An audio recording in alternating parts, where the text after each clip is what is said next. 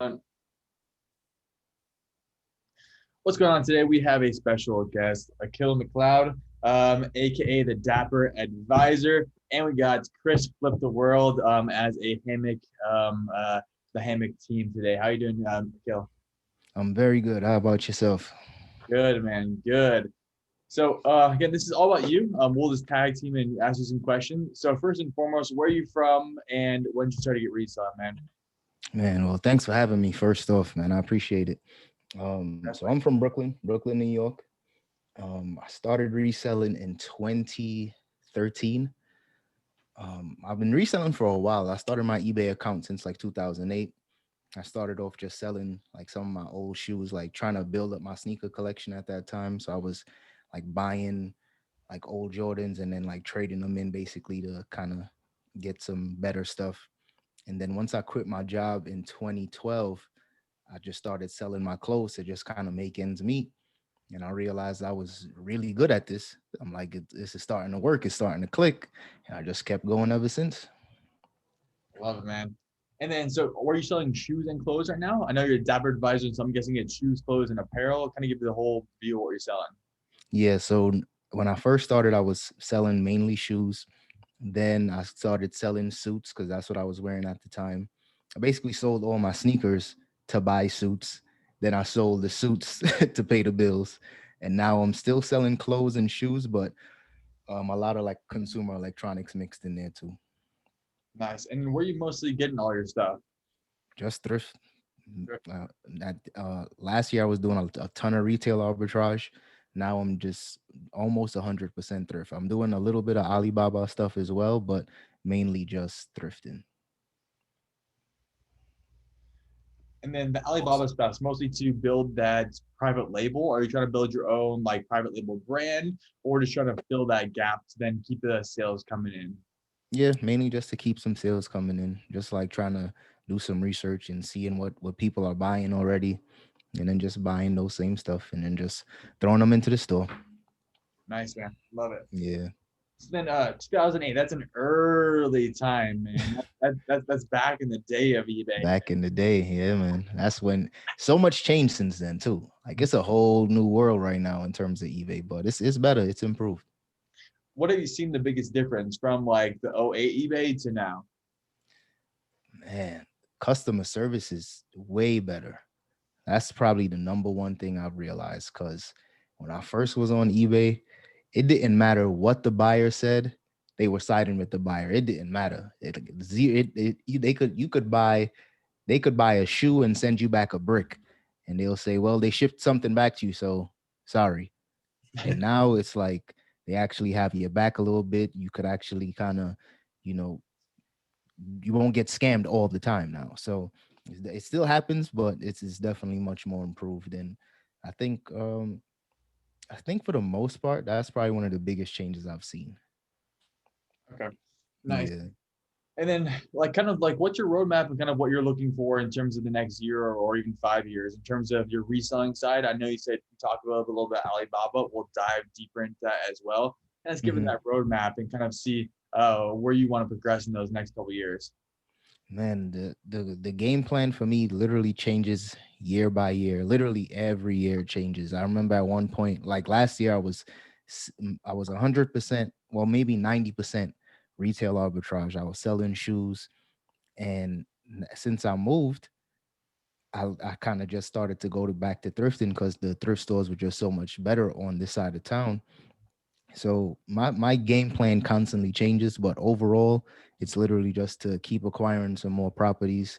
I just bought my first house not yesterday, but last year, late last year, and that's really just the goal of just trying to keep flipping as much stuff, kind of build up the assets, and then gradually but slowly but surely like slow it down as I get a little older. But as of right now, I'm just going full steam ahead.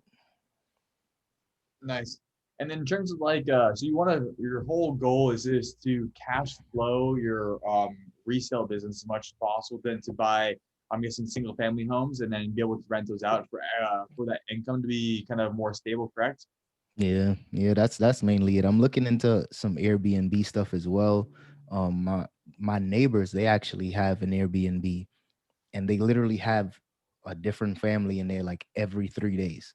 So it's just like it's good to see that it's stable and it's consistent. Maybe just now because everybody's traveling a lot right now, but for as long as I've been here, they've always had somebody there. So I definitely want to do, some more of that. Get into some rental properties and just acquire more property so I can start really building up some generational wealth. Because I got a daughter on the way, and I just want her to, be taken care of. Nice, definitely. And then kind of cool for anybody listening. I know talk to your accountant beforehand, but all the cash that you make that goes into those properties during that year will be tax deductible since you are buying another asset. That's according to my tax lawyer. So again, talk to accountants and tax lawyers. They know better than we do. But it's an easy way to pay as least amount of tax as possible. Absolutely. So push that forward, and then you just accrue that cash and try to build that generational wealth over and over and over again. Absolutely. Because the thing is, it's because people, I know it's not intentional, but I don't talk too much about the business side of eBay. I try to share little gems here and there, but I really just do a lot of trip to the thrifts and stuff like that, since that's what people want. But the thing is with reselling, it opened my eyes to business and to really understand you can really make a lot of money if you know what you're doing and if you're able to like just scale it in whichever way you can, whether that means just putting in more hours, hiring a team. But for me, I'm realizing that the fact that I was able to buy a house last year 100% off of the profits that I made in the last 2 years, I was like, you can just rinse and repeat and continue this same exact method for as long as you want to. I don't know how long I want to do this because it's a lot of work. You know what I mean? But at the same time, it lets me know that it's possible. So it's like it kind of set up a game plan for me. Yeah, as far as in a lot of things I see on YouTube, as far as in the reselling communities, a lot of people don't talk about like the back end, what they're doing. They'll talk about reinvesting their profits back into buying more inventory, which obviously we all have to do. But right, I mean, there's a small group of people that I noticed that are getting into real estate. Like I do investing, so I'll do S&P 500, and I'm just letting just slow burn, just sit. Long term, I definitely want to get into rental property. I want to get a place in Belize. okay. I mean, I'm in Houston, so that's like a 2-hour flight. They speak English. It's Creole English, so right. I'm kind of used to that anyway. Right. It's a 2-hour flight, and most of the properties that are owned there, like the hotels and the resorts, they're owned by people that live in Texas. So you just hire locals to run it and operate it. But yeah, that's what I'm property manager. Yeah. And then, if there's a problem, it's a 2-hour flight, and it's also a great place to vacation. Absolutely. Yeah. I never even thought of Belize. That's a good place to look at. The US dollar is double there. So, 50 cents gets you a long way there. So, if you got $100,000, you walk on, as soon as you hit the soil in Belize, you can now have 200,000. Yeah. That's a good look. I might have to look into that. Yeah, I rented an Airbnb a few years ago in Brooklyn, man. So that I know the rental property there is booming because that was not cheap. The thing is, I wish there's so many things, and it's not necessarily mistakes because I went to college in Buffalo, and at that time you could get a house in Buffalo during like foreclosures and stuff for like $3,000, sometimes two, sometimes a single family or a duplex, and not to say I was making a ton of money back then, but I could have easily acquired 4 or 5 properties during my time in Buffalo. So this stage of my life where I'm like actually making some money, even though the properties are so much more expensive, I think it's time, these next for sure 10 to 15 years is building up as many assets as possible. And then just not to say I'm ever going to retire or just relax in the shade, but you just want to have things set up to where you don't have that, that pressure of, I got to get up, I got to do this, I got to hustle if you want, Exactly. Yeah, that's the thing. Like the grind is awesome when you're younger, but as you're getting older, it's just like, I am not going to be able to go at this pace. Right. Especially you said you got a child on the way, man. I don't know if Ty told you my background. I got 8. Oh, wow. 8 so kids. Every day I'm thinking about, all right, I can suffer and struggle and get all this going, and then hopefully we have children like custodial account, S&P 500 and index funds, so when they're 18, they're going to have a nice little jump off, and hopefully they don't just burn it all because mom and dad thought this through. Hopefully we're teaching them investing as well, because that's one thing they don't teach you about is that compound interest. Right. That's a fact. I wish they taught that in school. Yeah, if they taught that in school, I wouldn't have wasted like the first 20 years of out of school doing all the hard stuff. Right. So living paycheck to paycheck. So since you got 8 kids, I know Ty's doing the interviewing right now, but give me some new dad tips, because I got you got 8. I don't know. I don't want 8, but give me some new dad tips for 1. Hey, look, there's some days I don't want 8. They're all in the other room right now, so they ain't hitting out. You having a boy or a girl? Girl. Oh man, our youngest, she turns 2 next week. She's a girl, and you're gonna have a lot of fun, man. I think girls are gonna be the easiest, and especially when it's like when you get that first like daddy, mom will hate it, but it'll change your life, man. It's girls are fun, man. I prefer them over boys, just because I know what I was like, and I know what my little men are turning into. So congratulations, it's gonna be awesome. You're gonna love it. It's gonna change the way you look at everything. I believe it. I feel like since I found out she was pregnant, she's 8 months pregnant now, so it's literally any week now. She could get here, but I've already changed, and the baby's not even here, and I feel like I've changed. So I could only imagine, if you didn't already have like a drive or like a purpose as an entrepreneur, you already have that anyway. Right. But it's gonna take it to a whole nother level. Yeah, you're gonna grind crazy, and you're not even gonna know what's happening. That's what I'm looking forward to, because when we first got to this house, I put everything into this. The thing is, last minute they had us pay. You were supposed to put 3% down, then it went to 5%, then it went to 7%. So I literally was broke once we moved in. So I was going full steam ahead, putting in crazy hours, barely getting any sleep. And I kind of just got back to a normal schedule. And I'm just like, if I was able to do that to kind of get back on track, I could only imagine when she gets here. Like the level of output, I think it's I'm sure it wasn't him, but everybody always attaches his picture to the meme, Elon Musk or something. And it says like, think about a plan that you give yourself 1 year to do and try to do it in 6 months. If you fail, you're still 6 months faster ahead than you were in the year. And I think that's what happens when you have a kid. Cause now you're like, okay, well, she's a baby, so you have like literally weeks before she comes, so you have to get like all kinds. You're in scramble mode right now, making sure you have everything. But after that, like every day that you wake up, it's gonna be baby day and then work day, and you're gonna you'll figure it out. It's gonna be awesome. But you'll learn how to take. Okay, well, I want to get this done in 2 months. You'll figure out a way to get it done in a month. Yeah.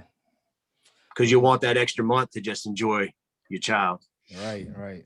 That's the thing. I just want to be as present as possible. That's it. Yeah, and that's the best part about what we do as entrepreneur, as a reseller.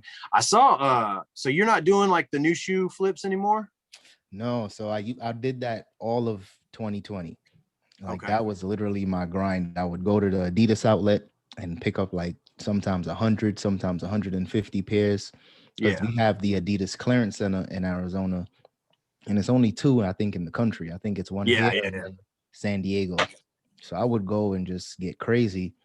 And then Nike, you could barely, that was a big part of the reason why I stopped doing it, because Nike started making so many changes and so much different rules, and they were backdooring so many things.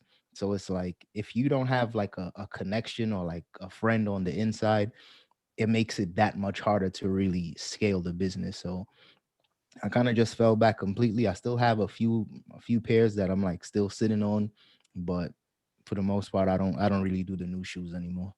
Yeah, that's we're like 100% pre-owned or used shoes. So that's why I said I was doing cleaning. I have 2 buckets full from this week's that I just gotta clean and go through. But yeah, I've noticed that I gave up on trying to get the sneakerhead stuff. The bots just destroyed that. Like, and the reason, you know, the fact that Nike allows that to happen just kind of makes me not even want to. I mean, I'll sell the used Nikes all day because that's easy money. But just the name alone, you can at least get $20 on Facebook. But yeah, I don't try to go after the sneakerhead stuff anymore. That, and I realize, like, if you're selling on eBay, which we do, I know they have the authentication now, like StockX, but people that buy those high dollar sneakerhead shoes are so picky about like every little detail. And you could literally not even open the box other than to take the photos and then just mail it to them. And, oh, well, the box got crinkled during shipment. I want a refund. You're like, what? It's ridiculous. And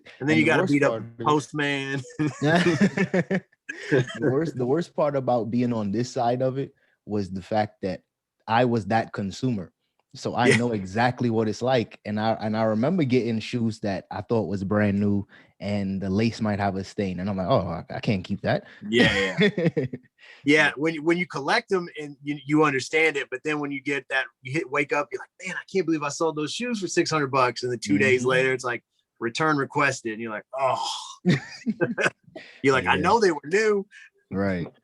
Yeah, we got out of doing the new thing too. Trying to find bulk supplier. I don't know if you guys have those options here. We have like the import export port here. I'm sure if you're you said you're in Brooklyn. You said you're in Texas? Houston. Okay, Houston. Yeah. So we have the import outport here. We have a large like wholesale area.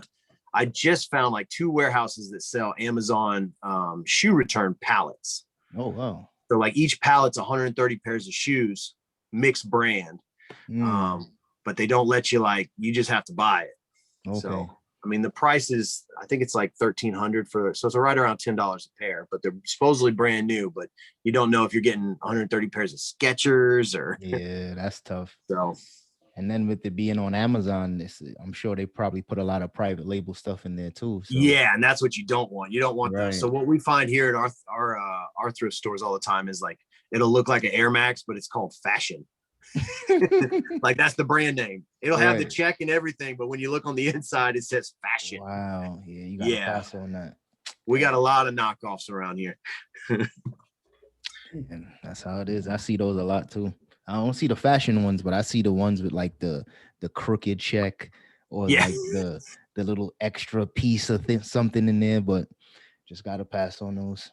Yeah, what's crazy is there's a market for that. I just don't want to sell it. Yeah, there's a market for just about anything. It's just about the concept that I try to abide by is how long is this going to take to sell? Correct. Because I don't have that much space for it to just sit on the shelf. You know what I mean? So yeah, that's where we are as well. We don't have a warehouse or anything. We're literally, this is like our front office, and then I have a spot in the garage for like small electronics, which I kind of moved away from because I started getting too many like spam or scammers and people would like switch out like boards on VCRs and stuff. Wow. And I had those hologram stickers. I would put them everywhere and people would still swap them out and be like, oh, it didn't work. And I'd get it back and I'd be like, my sticker's gone. But eBay, I would send the pictures to eBay and they're like, yeah. Yeah, the thing is sometimes the one trick that I've learned when it comes to dealing with eBay is that sometimes you just got to keep calling. Like the first person I speak with, and the downside is sometimes I just don't have, 40, 50 minutes to go back and forth. But usually if the first person says no, I call back. The second person says no, then I call back. And the last person I speak with would usually say, okay, no problem. I'll handle it. And they'll do it right away. It's like you just got a waiting game. I think that's something they do on purpose. They're like, well, if they really want it, we'll make them wait an hour on the phone. I started using, I don't know if you follow them or use them, but eBay for Business on Facebook. Okay. If you message them like the case number, your name and your email attached to the eBay account, and then whatever your issue is, they usually respond within 24 hours. I've used that multiple times for like disputes on, I send a pair of shoes that are new and then they come back in the bottoms, but you could tell they wore them like for a night out. Yeah. And they tried to return them because they quote didn't fit. So you can do that. And then also it's a great way to get negative feedback removed in like 12 hours or less. That's a gem right there. eBay Yeah. for Business Facebook page. I had to write that one down. Thank you. Yeah, if you're a top rated seller, I noticed that eBay takes care of you a little better. So that's why I started using the eBay for Business. Yeah, that's true. That's a good point. Because so you said you get 100% of your stuff from thrift? Yeah, now just about awesome. Other than the Alibaba. 90. Right, yeah. right. We're just about 90%. That's awesome. Yeah, so we're 100% thrift, 100% here as well. It's doable. That's what we tell people too. Like, oh, my thrift there in our areas are horrible, or well, drive an extra 10 minutes, you know? Right. Or just learn a different category. Yeah, that, because I was selling a lot of clothes and shoes because that's what I knew. Like I'm still into fashion, but not like how I used to be. Yeah. So of course I was aware of the brands and stuff like that. I can just spot quality. And then I moved to this side of town, and of course they know which Nikes are hyped. They had a pair of Dunks in the thrift store for $100. Oh yeah. Only because they know people want Dunks right now. So it's like, yeah. I just try to look at different things that the typical reseller, maybe not even the typical reseller, but just the typical thrift store manager isn't gonna know, Yeah. You have you done any like relationship building with any of the regular stores you go to? Like, do they know you? Like, know you're a reseller? Yeah. And the thing is, it works in my favor sometimes, but then sometimes it could be kind of tricky. It depends. But the thing is, for me, I realized, because I'm 31, these kids that work at these stores are like 15, 16, 18. So they see me, they think I'm 20. They think I'm their age. So they see me, hey, what's up, bro? How you doing? And I play right along with it. Oh yeah, yeah. Oh yeah. I'm like, I could really be your uncle right now, but shit, it's cool. I see that a lot at the we have like a bunch of like Goodwill outlet bins here where it's like pay for pound and you dig, and all the vintage kids looking for all the good stuff. Like, I don't do vintage anymore because they got that whole thing locked down. Yeah. But that's what I tell them when I'm like, because I always go talk to them like, hey man, let me see what you got today. And I'm like, oh man, I was like 6 when that came out. That was my favorite show. And they're like, oh, it was a show. I'm like, oh yeah, it was a show, man. See, and the thing is, they don't know. They just look for single stitch and the right fade, and that's it. Yeah, they have their category locked down. But what I've noticed is they'll miss, like, they'll pick this single stitch t-shirt, and then right next to it will be like a $200. Like, I found a Chris Paul Wake Forest vintage jersey. Wow. Yeah. I mean, he's in the playoffs right now. It's the last sold was like $130. Wow. It was, and they left it, and I picked it up, and I was like, it says made in USA. That's an automatic given to pick it up. I'm like, you didn't want this? You didn't see this? Like, they're like, oh, it was just a college team. I'm like, yeah, but the number 3, wait, I don't even watch basketball, and I know this. And right? Yeah, man. So it's weird. That's what I love about reselling, is like, you might be in one lane, but you learn the other lanes as you go, because you're not gonna leave money out there if it's right in front of you. And that's the power of one, networking. That way you can kind of learn from other people. But just, even if you don't want to view it from like a networking perspective, just talking to people, because there's been so many little old grannies that would like stop me and say, oh, look at this sweater. And like, I'll look at it and it might be made in Sweden and it's selling for like $80. And I'm like, oh, thank you. Yeah. And this is something I would never touch. You know what I mean? Yeah. So I usually pull up my phone and write the note down real quick. I'm like, I write the brand down. Yep. I'm like, all right, they were selling this. Yeah. I'm constantly checking comps, and I don't know if you use Terapeak, like, to do like any research on eBay. Like, they have like they have that research tool if you have a store, and it's free. So like today I was looking at shoes, and I was posting a few of the things going on right now on Instagram, or I'm on Instagram. So like, in the last 30 days, 47,000 pair of men's used athletic shoes sold, and the average price is $51. So like, shoes are selling right now, and the women's is only like 34,000, which is still amazing in the last 30 days, but their price is $35. So that lets me know, like, if I got women's athletic shoes, I don't want to go too crazy above 35 if I can afford to. Right. But yeah, little things like that. It's like, You could be a reseller, and then you could be a reseller that treats it like a business. And it sounds like you treat yours like a business. I mean, you just bought a house off of it, so you're doing it right. I mean, not to brag. This is really to kind of inspire people, but the amount of things that I've been able to do just this year it amazes me. My wife doesn't work anymore. We started a wine business for her to run. I just bought her a new car last week. Nice. And this is all off of reselling. And it's like, the thing is, by no means do I like take it easy all the time. Like, I know I sound cool and I'm relaxed, but I'm a savage at this. Like, I go so hard. That way, if I do want to take a week off or 2 weeks off, I can do it. I could afford it. But when I'm in the zone with this office, this is it.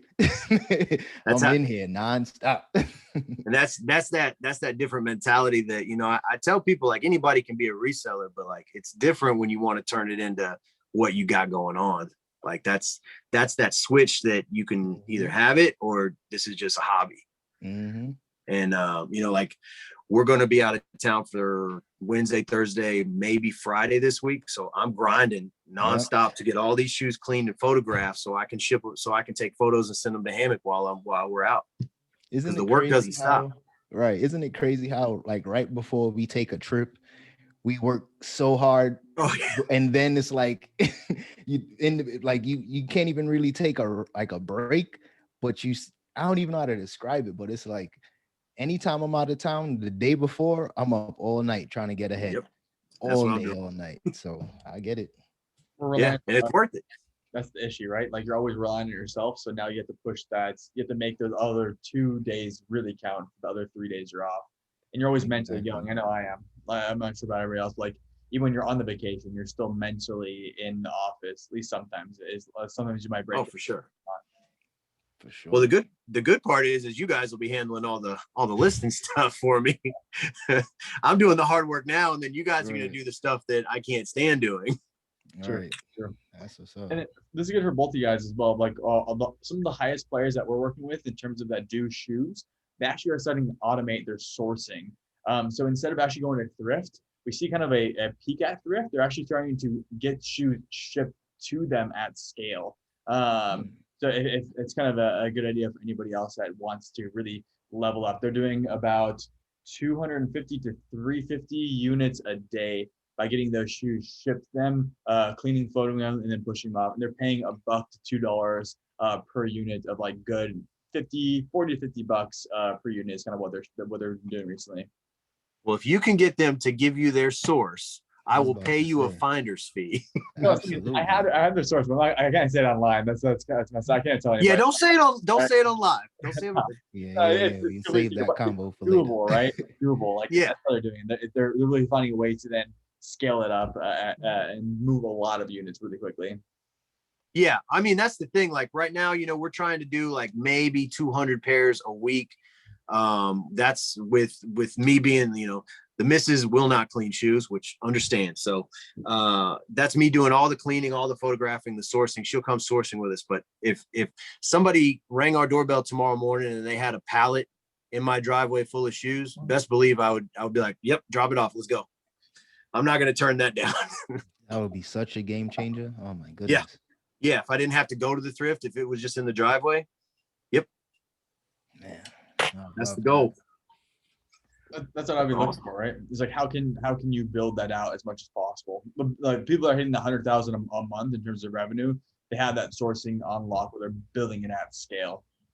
Yeah, that's the goal. That's what I was asking, if you'd made connections with any of the managers at the thrifts you go to. I have one thrift store here that I have the manager. Every time she sees me, she's like, I'll be right back. And she goes and makes an employee go to the back and start pricing shoes for me. That's like my one shoe plug. So hopefully she just keeps doing that. That helps me out a lot, because that'll usually be like, 40, 50 pairs. So right. That's what's up. I had one connection like that. When I used to live in Mesa, the guy would basically do the same thing. As soon as he would see me, he would either go to the back and start pulling the stuff out and start pricing them, or he would tell me, give me 30 minutes, I'll bring them. And he would look out for me like that. The connections that I have now, what they do, and I mean, of course, I'm not going to say which stores or which employees. Yeah. Oh, yeah. but a lot of times they just ring up so much cheaper than what the item is. They might say this is $100, but you my guy, I'll give it to you for 10.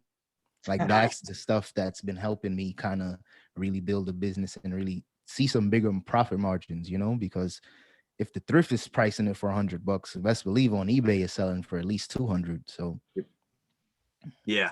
Here we have, they actually have an employee sitting in the back where all the stuff's being sorted. It's like on the computer looking stuff up. Wow. Like if they think it's going to be like a high dollar item, they'll look it up, and then they'll tape like the eBay listings of what people have them, but they don't do the sold comps. They just do what, and I used to always be like, hey, look, like I get it, but those aren't sold comps. I mean, I could put this pair of friggin' rock shoes and put them for $1 million. It doesn't mean they're going to sell for $1 million. Exactly. You got to hit the solds, and they're like, oh, well, this is how we do it. I was like, okay. So yeah, I mean, they know what they're doing. Yeah, I know. They're like, if this person is asking 100, we'll ask 100. Yep. And eventually someone will either buy it, or after 1 week, we'll put a red tag on it. And then after 2 weeks, we'll put a yellow tag. And after 3 weeks, and eventually it'll be $40 and someone will buy it. Yeah. And we'll start making $40 off of something donated for free. Exactly.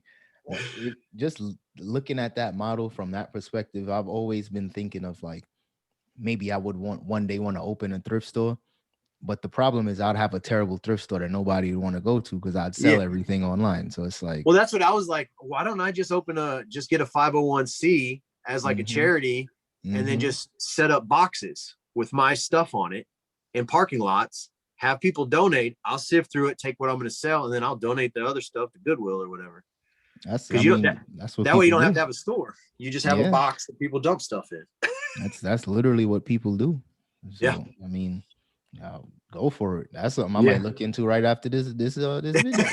Yeah, because I see them all the time, and I'm just like, I wonder what thrifter, I wonder what donation center, and then like you read it, and it'll just be like some guy's name and then his cell phone number, and I'm just like, so this dude's doing this just to get free stuff, and if he's a reseller, that's great, and if not, he found a way to get people to give him free stuff, and it's a tax write-off.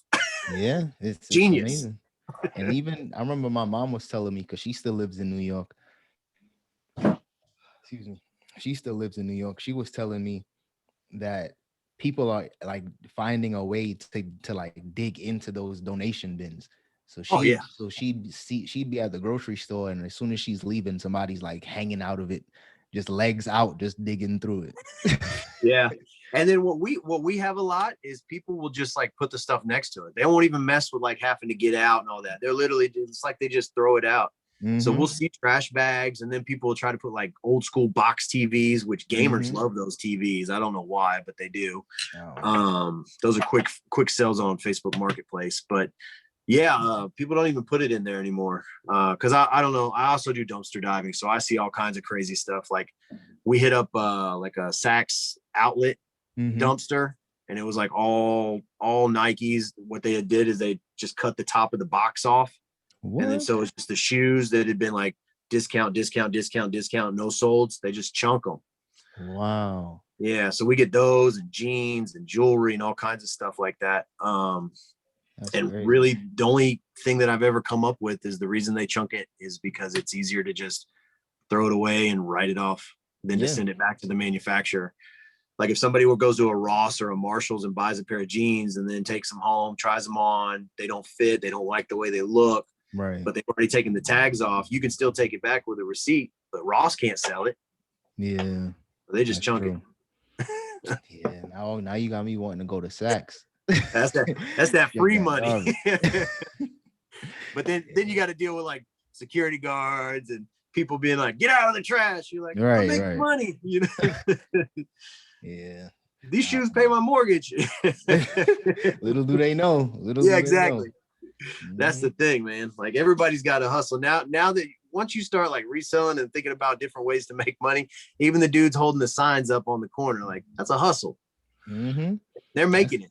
That's tax-free. That's tax-free money. Yeah. But we're looking at them like, oh, these clowns. Like, okay, I saw the dude hold out his wand one day, and I was like, right, you're making it. Making it happen. He's getting tax-free money. Yep. And he's just chilling outside. He's getting free meals. Yep. And then his sign said like, bet you can't hit me with a quarter. So it was like funny. Yeah. Yeah, that's how you do it. Yep. You just got to get people laughing, and then they're just like, oh man, this guy's great. Here's $1. Right. Here's $1 and a sandwich. Yeah. Awesome. We're running up on time. Let's do one more question, and then we can jump off on that. So, what is your goal, and how are you going to scale your business, and what are you going to hire for in the next year? Or you didn't even hire for your business, or you keep it one-on-one? Yeah, I don't intend on hiring. My wife used to work with me, but now that she's pregnant, she's really just hasn't even wanted to do anything, and it's perfectly fine. Like I get it 100%. I mean, the fact that I'm using HAMMOQ now has been a game changer. Just been using it for like cross listings for Poshmark, and I literally made maybe 15 sales this month. Last month I made about 3, if that, and the month isn't even over yet. So yep. It's definitely been helping like boost the Poshmark business, because everything that I make from Poshmark, I just put that into my Roth IRA. So Genius. It's literally just like it keeps me on track, because it's one of those things where Poshmark doesn't send you like what's that tax thing at the end of the year? The 1099. Yeah, Poshmark doesn't send you a 1099. So regardless of how much money you make, you can literally just kind of do whatever you want with it. But for me, I'm like, let me be responsible with this and put this away and think about the future. Because like I said earlier, I'm not going to be doing this to this level for the rest of my life. So for sure, it's definitely been coming through. And with the little girl coming in, like I like number crunching. And if you go to, I think it's investor.org is where they have the compound calculator. Mm-hmm. The day your daughter's born, open up a custodial IRA, drop 100 in there, and then just every week do $100 a week. By the time she turns 18, it'll be like over $150,000 ready for her to start her life. Yeah. Yes. Custodial IRA. You are dropping gems today. Thank you. And then once she's 7 years old, you can actually put her on your business payroll up to $12,000. You can pay her $12,000. You know, let's say she brought in some boxes from the store. She helped you polybag something. Whatever you can show that she was a helpful employee, you can put 12 grand on her account, and that's tax free off of yours. Wow. Yeah. I'm writing that down. As you said, at 7? Yeah, 7 is the legal age that the United States deems that a self-employed person can use their child. Wow. Yeah. Definitely using that for sure. That's a gem. What I started doing other than like reselling is I really got into learning all the little tricks that the rich do to pay zero taxes. And I want to do that too. Exactly. And the thing is, it's possible. The difference is that so much people will become complacent and they'll get upset. They're like, oh, how does this person not pay any taxes? And I'm like, that's not the question. Is how can you also do the same thing? Yeah. Because if this is hidden news cycles and people are talking about it, clearly it's legal. They're not breaking any laws. So just do the same thing that they're doing. Yeah. And much like YouTubers that do reselling or video gaming or anything, it's all on YouTube. Honestly, you just got to find the right person and then fact check them and make sure they're good. And once you find that CPA or that person that does YouTube videos, you just roll with them. And they'll show you all of that. That's how you build that loyal fan base too, by just giving solid content and being, trustworthy. Oh yeah. And you're golden. Yes, sir. Cool, man. Awesome. Akil, again, thank you for your time, and check out Akil at Dapper Advisor on Instagram, Akil McLeod on YouTube. Anything else to say to the community? Man, thanks for having me on here, man. And I appreciate it. I appreciate all the gems that you guys shared with me. Trust me, as soon as we get off, I'm using all of these gems. Definitely appreciate it. Like I said, just thanks a lot, man. I appreciate it. Awesome. No problem, man. Again, congratulations. Thank you. Thank you. Sweet, man.